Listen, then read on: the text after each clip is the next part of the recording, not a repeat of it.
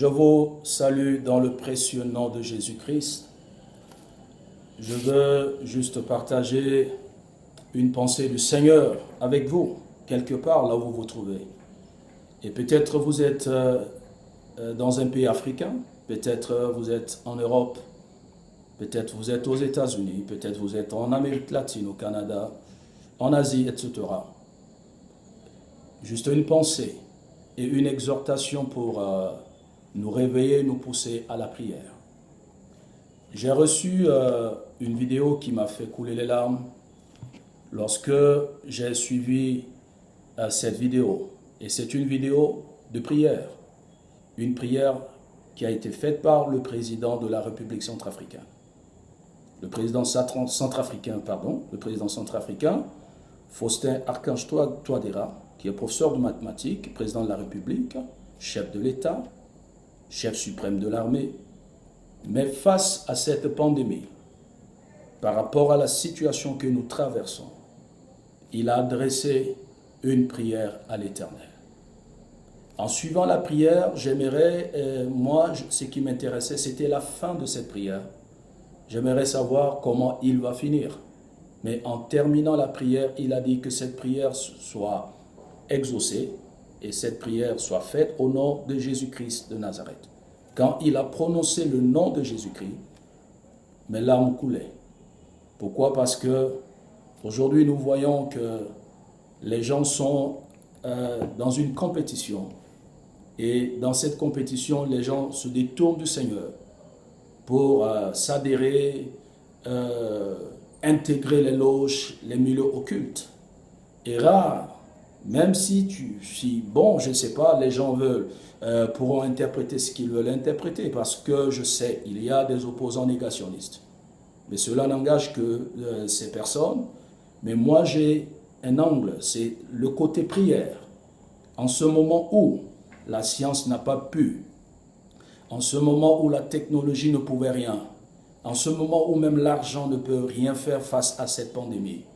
Mais cet homme, malgré son niveau social, malgré sa fortune, malgré sa position, il a fait écho à la prière en invoquant Jésus-Christ de Nazareth.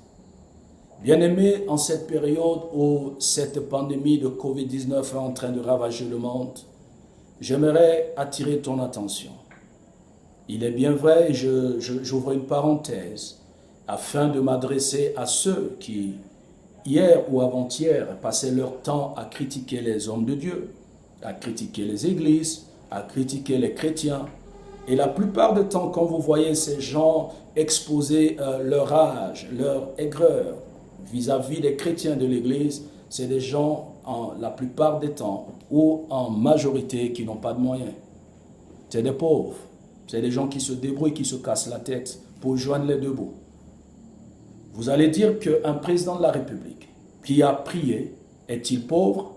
Vous allez dire qu'il cherche à manger? Vous allez dire qu'il n'a pas les moyens? Mais cet homme, malgré son rang social, a invoqué l'Éternel des armées. Il a parlé de Jésus-Christ. Donc cela veut dire qu'en cette période, ni l'Asie, ni l'Occident, ni les États-Unis ne pourront apporter ou te donner un secours. Le secours ne viendra que de Jésus-Christ. Donc par cette vidéo, j'aimerais attirer l'attention de quelqu'un. Il est temps que tu tournes ton regard vers Jésus. Il est temps que tu dois te réconcilier avec Jésus. Peut-être hier tu étais avec lui, mais après tu l'as abandonné. Tu es devenu un rétrograde. C'est le temps de te réconcilier avec le Seigneur. Cette vidéo doit nous interpeller. Voir un homme d'État, de sa carrure, invoquer Jésus-Christ.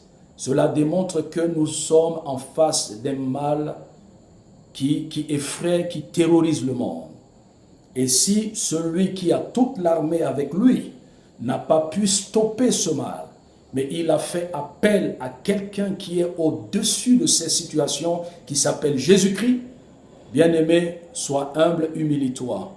Laisse ton arrogance, laisse ton vantardisme, laisse ton orgueil et invoque l'Éternel des armées.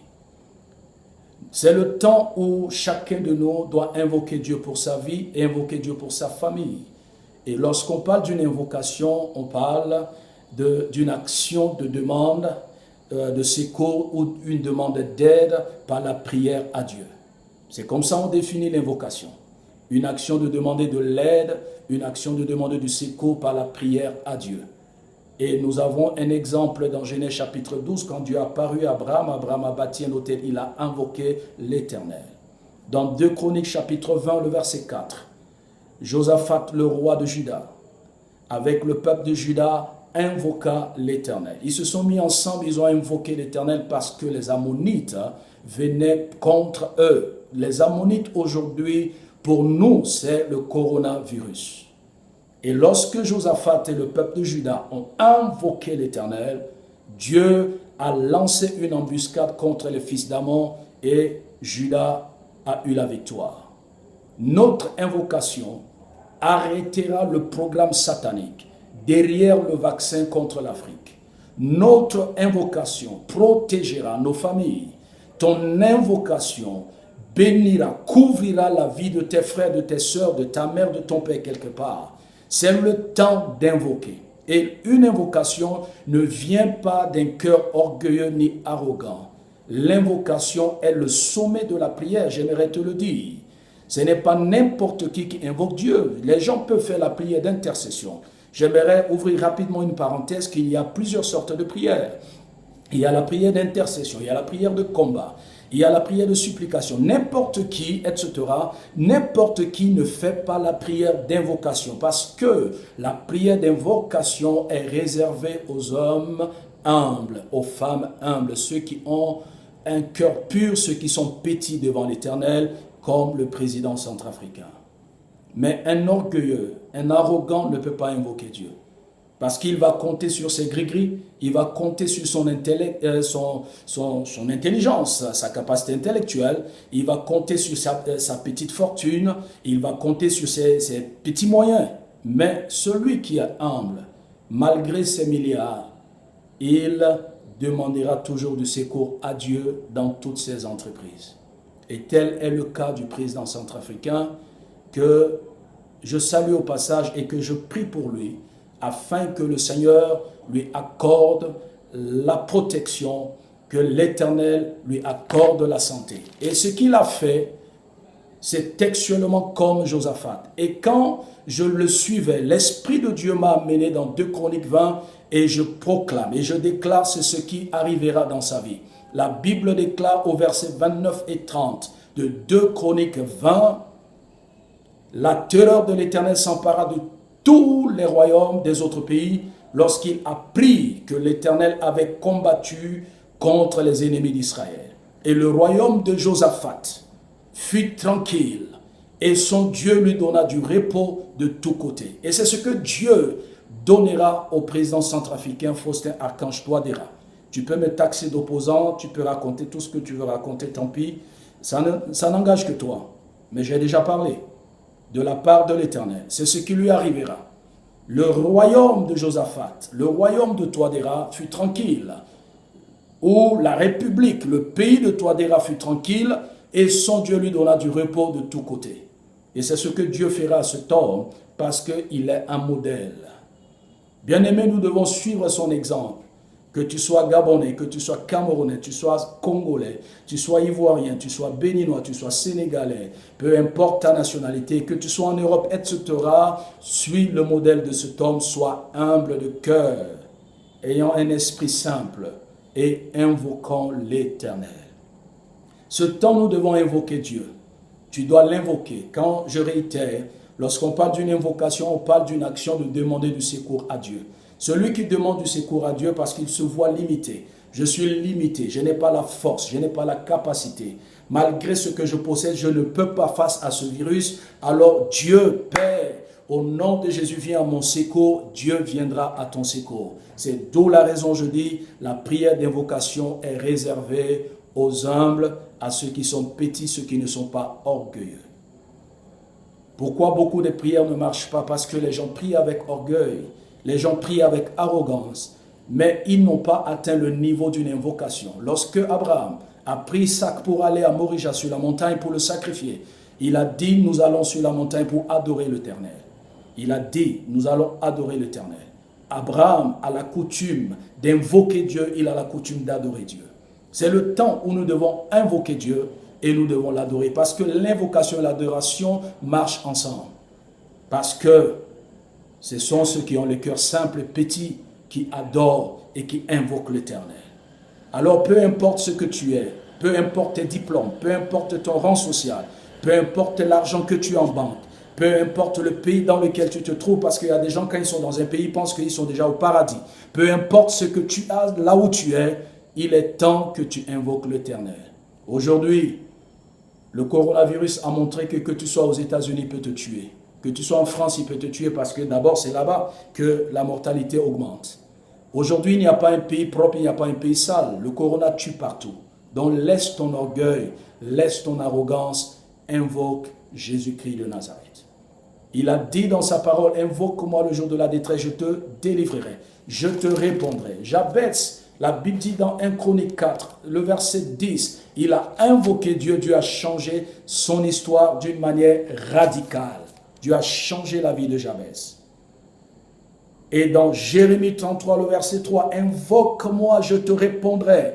Et je t'annoncerai des grandes choses et des choses cachées que tu ne connais pas. C'est dans l'invocation que Dieu annonce des grandes choses et Dieu révèle des choses qu'on ne connaît pas. Il est temps de quitter les prières d'intercession, des petites prières, pour atteindre le sommet, ce qu'on appelle la prière d'invocation. En invoquant Dieu, en cette période de pandémie, Dieu va te protéger et il protégera ta famille. Peut-être tu demandes comment faire la prière d'invocation. J'ai mon numéro WhatsApp qui circule, tu peux m'écrire, je vais t'envoyer les types de prières d'invocation que tu feras. En faisant ces prières d'invocation, Dieu changera ton histoire. Alors en ce soir, je prie afin que l'Esprit de l'Éternel, le Saint-Esprit, l'Esprit de prière soit en toi. Que le Saint-Esprit réveille ton esprit, que le Saint-Esprit te réveille de ce sommeil, que le Saint-Esprit te libère, que son onction de prière soit sur ta vie. À partir de cet instant que tu recevras cette vidéo, que l'onction de prière soit sur ta vie, que ta vie de prière change, ta vie change, que tu commences par invoquer l'Éternel, que le Saint-Esprit mette dans ta bouche des paroles d'invocation, afin que tu l'invoques en cette période de pandémie pour que le plan satanique, les plans démoniaques, le calendrier de mort précoce et subie soit anéanti au nom puissant et glorieux de Jésus-Christ de Nazareth. Bien-aimé, le temps est venu où tu dois mettre de côté la distraction et tu dois invoquer l'Éternel. Jérémie 33, le verset 3, « Invoque-moi et je te répondrai, je t'annoncerai des grandes choses, des choses cachées que tu ne connais pas. » Que Dieu te bénisse et qu'à partir de cet instant où tu recevras cette vidéo, commence à invoquer le Seigneur. Je disais, l'invocation, c'est une action de demander du secours à Dieu, de demander de l'aide à Dieu. Seigneur, viens à mon secours, protège-moi, protège mes enfants, protège mon mari, protège ma famille, protège ma mère, mes frères, mes soeurs, leurs enfants, contre cette pandémie, veille sur leur vie, que le sang de Jésus les court en cette période. Ainsi, en faisant ainsi, la protection sera ton partage. Et laisse-moi te dire cette parole, tu ne mourras pas de cette pandémie. Cette pandémie ne va pas t'amener au cimetière. Cette pandémie n'amènera pas ta mère, ni ton frère, ni ta soeur, ni tes enfants, ni tes neveux, ni tes cousins au cimetière au nom de Jésus-Christ de Nazareth. Reçois cette vidéo et partage à quelqu'un, ceci fera du bien à une personne. Que Dieu te bénisse, shalom, que la main puissante de Dieu soit sur vous. Au nom de Jésus-Christ, amen.